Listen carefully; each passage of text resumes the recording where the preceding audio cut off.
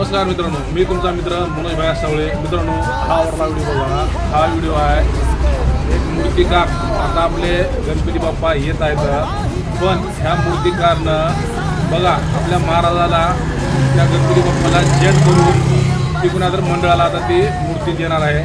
पण मला एवढं म्हणायचे आहे, आपले आन बान शान महाराज छत्रपती शिवाजी महाराज ही आता ह्या छत्रपती शिवाजी महाराजच्या ह्या गणपतीसोबत 10 दिवसानंतर ही गणपतीचा आता आपण विसर्जन करणार आहोत. पण त्यासोबतच आता आपल्या महाराजाला विसर्जन करायचं का, अशीच ह्या महाराजाची विटंबना होणार आहे.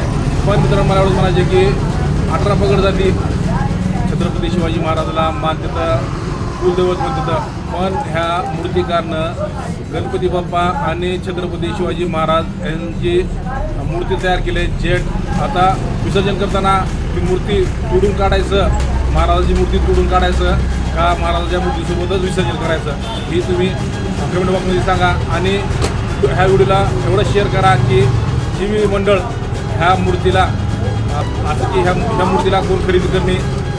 जर तुम्हाला गणेश मंडळमध्ये जर महाराजाची मूर्ती बसवायची झाली तर तुम्ही सेपरेट महाराजाची मूर्ती बसवा. असं गणपतीला जेड करून अशी मूर्ती बसवू नका, एवढी आमची विनंती आहे. जय शिवराय, जय हिंद, जय भारत.